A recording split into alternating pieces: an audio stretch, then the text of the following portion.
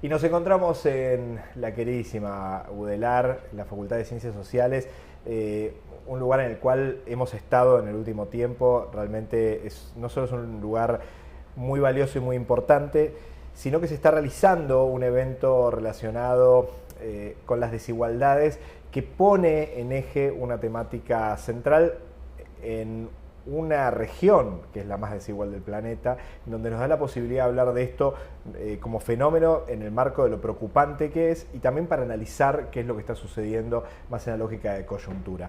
Tenemos el placer, estuvimos con ella el año pasado y nos da la posibilidad de volver a recibirla y es un lujo tenerlo aquí. Carmen Midaglia es decana de la Facultad de Ciencias Sociales de UDELAR. Carmen, bienvenida a Claxo TV, gracias por estar acá. Bueno, gracias a ustedes. Bueno, Carmen, en principio digo, ¿cuál es la importancia de realizar un evento sobre las desigualdades? Entendiendo que es un tema transversal a todos los países del mundo, pero evidentemente en nuestra América es un tema más central que nunca, ¿no? Bueno, a ver, por tres razones me parece que es sumamente importante, ¿no? El primero es porque es un tema de agenda de investigación de esta facultad, a través de diferentes grupos de investigación que abordan diferentes tipos de desigualdades, ¿no? Porque como hoy conversábamos un poco en la presentación del evento, digamos, la que marcó el siglo XX y en la mitad del siglo XX era la desigualdad socioeconómica, pensando que el atraso que tenía América Latina iba a lograr con crecimiento ciertas dosis de redistribución y efectivamente iba a moderar el patrón de desigualdad. Esto no sucedió, no porque América Latina no tuvo crecimiento, porque tuvo picos de crecimiento, sino porque además del crecimiento económico hay lógicas políticas distributivas que intervienen profundamente en la desigualdad. A veces no es la falta de recursos.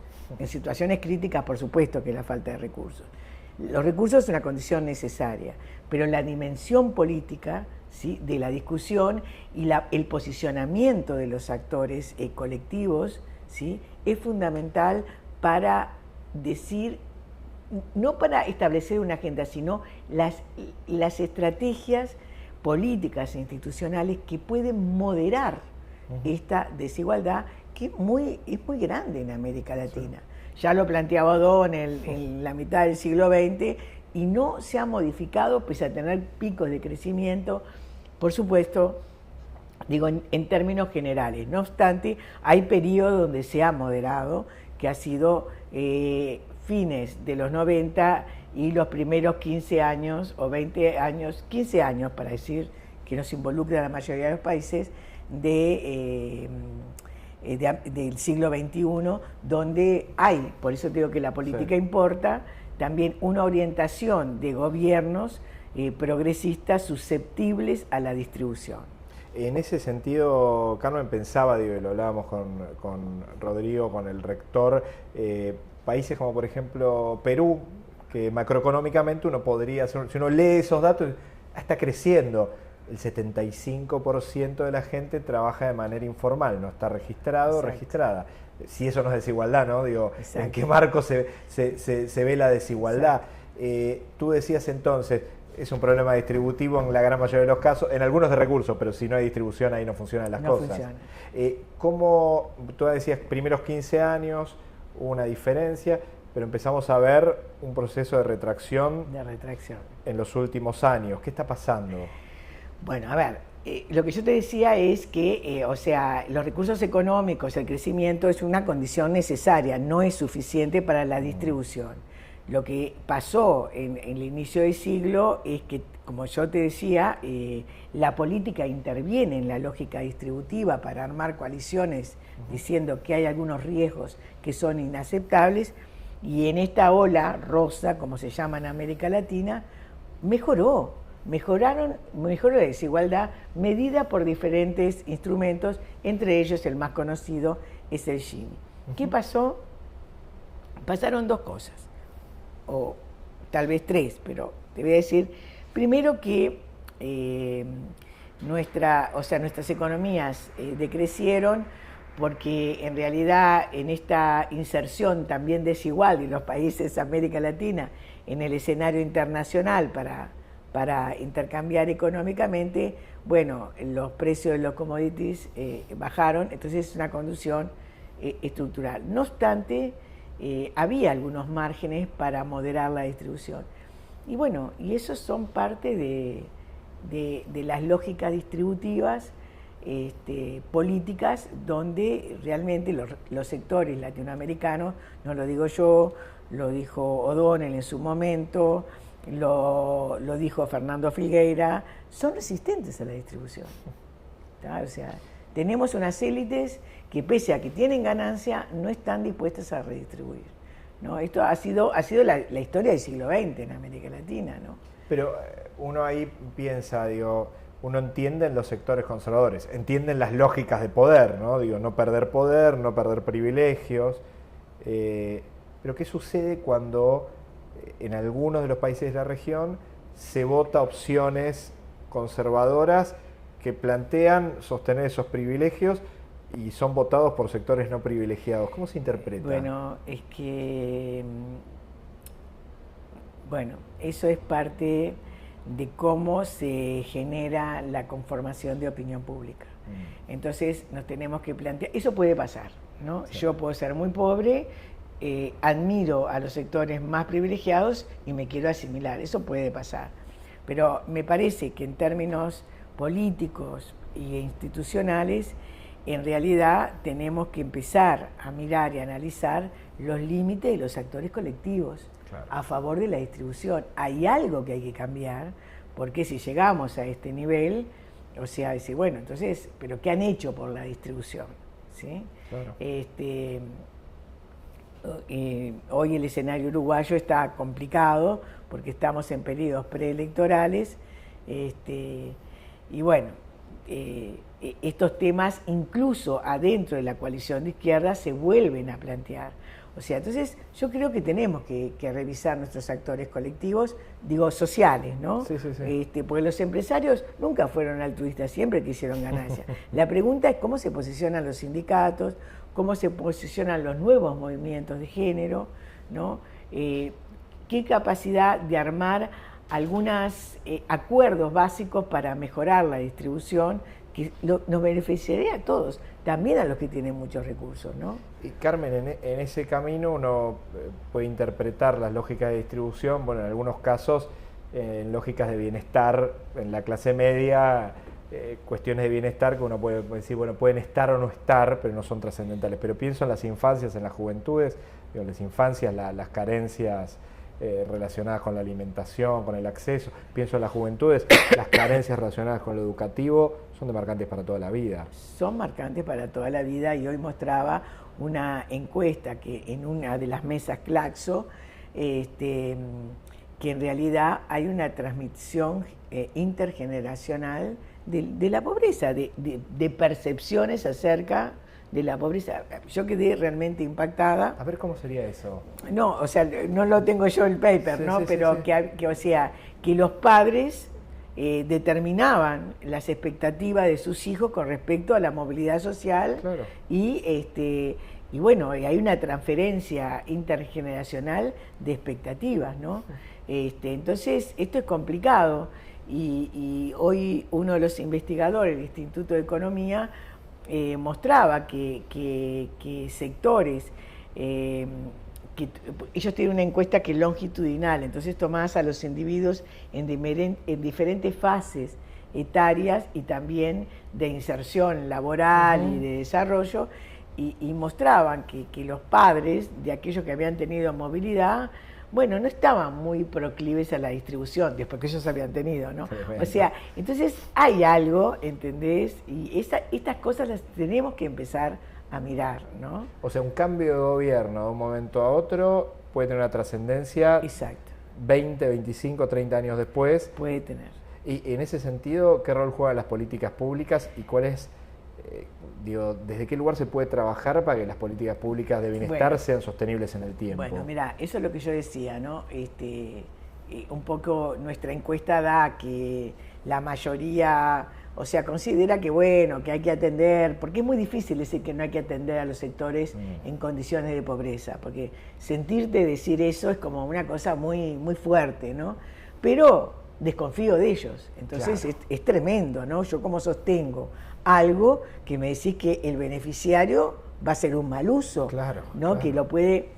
Ahora, también se pueden llegar a acuerdos intermedios, no tenemos por qué ser maximalistas, ¿no? Bueno, yo capaz, como uruguaya, soy bastante moderada, pero podemos acordar, por ejemplo, se podría llegar, nosotros hoy tenemos un cambio, vamos a ir a elecciones y puede generarse un cambio de gobierno. Bueno, vamos a hacer un consenso partidario, pero vamos a afirmarlo, de que no puede haber niños pobres en Uruguay. Esas son aproximaciones. Vos me decís, resuelve. No, pero entonces no me digas más de que las políticas a la infancia son malas, ¿sí? Si vamos a acordar, bueno, vamos a poner un porcentaje de recursos, ¿sí? Para que no haya infancia en situación de calle o que no haya infancia pobre en un país que envejecido totalmente, ¿entendés? Entonces, ahora, yo creo que esos acuerdos parciales, más allá de la resistencia, digamos, en distribuir y redistribuir, podemos llegar.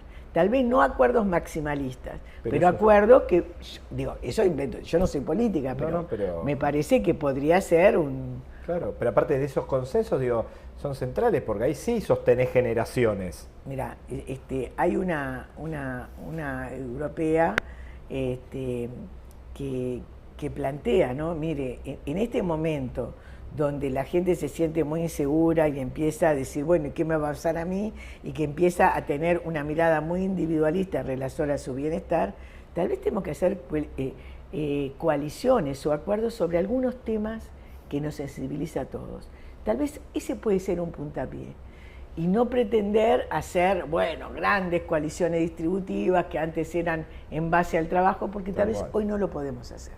Pero Carmen, en ese sentido, digo, difícil pensar en las lógicas más neoliberales, más individualistas, de construcción del ego individual, de yo me lo gané porque el esfuerzo que hice. Cuando están esos discursos es difícil pensar en que haya una sensibilidad para este tipo de acuerdos, ¿no? Y yo creo que sí, totalmente de acuerdo. Por eso digo que los consensos maximalistas no se van a obtener en una cultura individualista que se ha instalado en 35 años de reforma socioeconómica, con recorte del Estado, con crítica del Estado, con críticas a los poderes de la justicia. Bueno, Argentina tiene como la expresión máxima de eso, ¿no?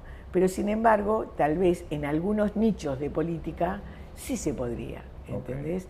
Porque yo creo que no podemos, porque si no estamos en unas dicotomías muy complejas. Entonces, bueno, a ver, nuestra infancia, nosotros tenemos prácticamente una natalidad vegetativa, ¿no? O sea, morimos, casi se reproduce igual, o sea, no vamos a crecer. Creo que crecimos un poquito. Bueno, hagamos un acuerdo de infancia. ¿Quién se podría oponer? O sea, y busquemos una estrategia comunicacional que dice, la infancia no puede estar en la calle, la infancia tiene que estar protegida, y seguramente, tal vez por impactos, incluís algunos sectores pobres. Pero, y ahí tenemos que buscar nichos, porque no vamos a conseguir propuestas maximalistas en este escenario donde se instaló la cultura individual, el individualismo. Carmen, yendo al tema de las universidades en general, digo, y en particular lo que sucede en algunos lugares de nuestra región, evidentemente las universidades como función tienden a incomodar, las facultades también, y eso es un rol muy fundamental en la construcción no solo de conocimiento, sino de disputa del sentido común y una cantidad de cuestiones muy importantes. Pero vemos en algunos lugares como en Argentina una preocupación, un embate bien concreto y en particular contra las ciencias sociales y las humanidades por parte de la presidencia. ¿Cómo miras a la distancia eso? ¿Cómo repercute eso en la lectura de lo que pasa regionalmente?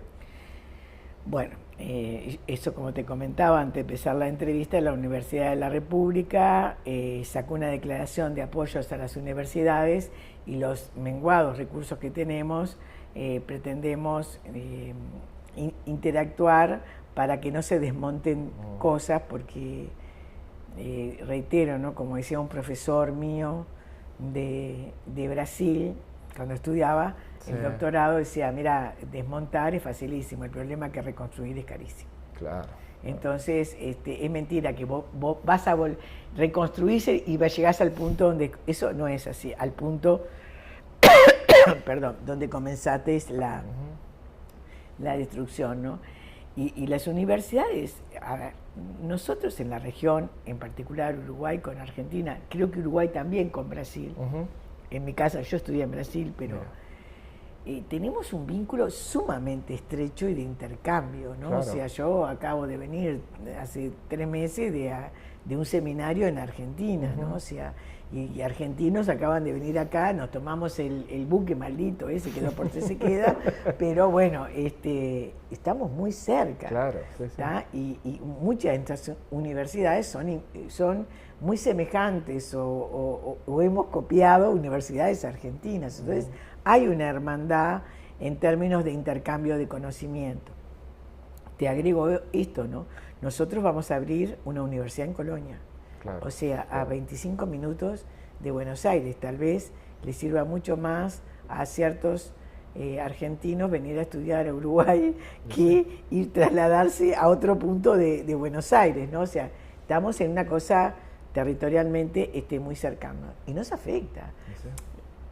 Nos afecta en intercambio, nos afecta en intercambios, digo, en encuentros, en formaciones, porque muchos uruguayos se van a formar a las universidades públicas argentinas o intercambian, tenemos programas de traslado de estudiantes argentinos a Uruguay y más o menos las calidades las compartimos y lo controlamos. Claro. Entonces, esto que se cae a Argentina, al principio es que esto es una amenaza, no puede pasar, está pasando.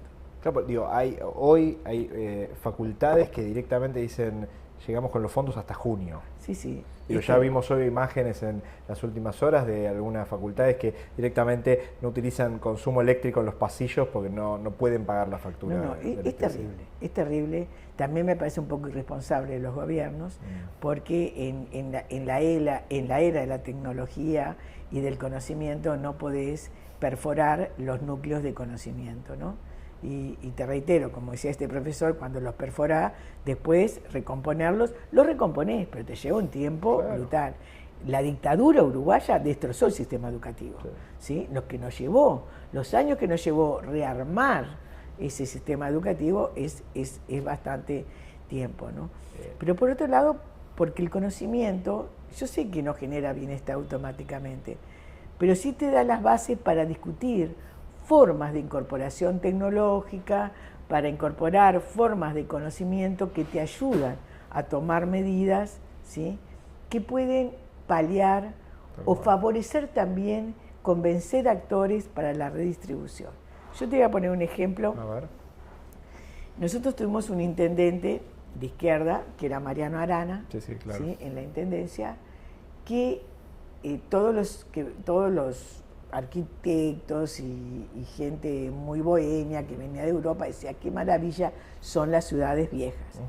Entonces se peatonalizó la ciudad vieja y el intendente, pues yo te digo que bajó de su popularidad, tenía un 70%, la bajó a un 20% cuando se implementó. Porque los comerciantes dijeron no van a circular los coches y voy a vender menos, la población dice voy a tener que caminar 3 cuadras para tomar el bus, bueno, todo ese tipo de cosas que te pasan. Ahora, esto es parte de lo que quiero decir con respecto a esto de las universidades, ¿no? Es una campaña de convencimiento que si se hacía ese cambio urbano, iba a favorecer a todo el mundo y es más, iba a incorporar otro tipo de actividades que realmente iba a crecer económicamente, que necesitábamos reconversiones y que podíamos apoyar estas reconversiones. A mí me pasa, digo, esto te lo cuento bueno, entonces ahí a los 6 meses subió a 1,90 de vuelta, ¿no? O sea, digo, pero que te cambie, o sea, esto de las universidades, porque si alguien se obsesiona con recortarlos, necesitas de actores colectivos y de reeducar la educación, la educación de la ciudadanía, o sea, tratar de generar una opinión pública distinta que presione, porque la opinión pública no tiene rostro, pero es un actor que no es un actor, presiona y te puede obligar al gobierno de turno a decir, bueno, yo esto no lo puedo seguir desmontando. Totalmente. Entonces, a mí me parece, y lo que falta mucho son acciones políticas en un contexto como el argentino, que está muy balcanizado, ¿no? Los actores, está muy fragmentado, pero bueno, o sea, pierde Argentina, perdemos nosotros, porque perdemos, y pierde la región, ¿entendés? Sí, claramente. Carmen, no sé si te respondí. No, clarísimo.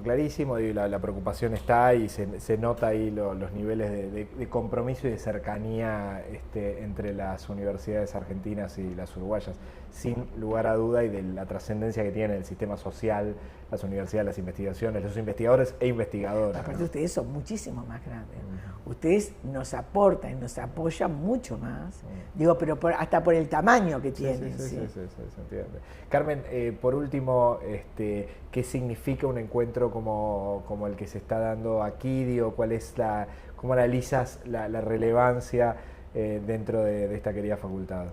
Bueno, o sea, como verás, es un encuentro sumamente convocante, porque toca diferentes grupos, o sea, temas que trabajan diferentes equipos y grupos de investigación. O sea, era como la facultad ideal. Yo incluso, pero lo voy a decir, no sé si se puede publicar, le dije a Karina, no podemos hacerlo en septiembre, más cerca de las elecciones nacionales, para que los candidatos entiendan que la desigualdad es sumamente importante y que esta manera de tratarla no va a lograr cambios radicales. Y Karina me decía, no, porque tengo la asamblea, tengo esto, pero me encantaría reeditar este encuentro. Nosotros tenemos en octubre la primera vuelta electoral, me encantaría que en agosto recibirlo nuevamente, aunque sea una delegación más chicas, replanteando estos temas que estamos estudiando y que tendrían que formar parte de la agenda de las elecciones nacionales, ¿no? Incluso mostrar resultados que de esta manera no se puede seguir, y que hay algo que tiene que trascender lo tradicional e innovar, no solamente en el discurso, sino también en las propuestas. Me hubiese encantado. Yo le dije a Karina, y no podemos hacerlo en agosto, que estamos cerca de las elecciones. Y me dijo, no, mira, lo tengo planificado, pero me encantaría, como, aunque sea reeditarlo más pequeño, porque también la universidad y sus investigadores tienen la obligación no solamente de moderar la opinión de la ciudadanía, sino también de presentarle resultados a los políticos para que incorporen en sus agendas. Totalmente. Carmen, un placer como siempre y gracias por recibirnos en tu casa. Dale.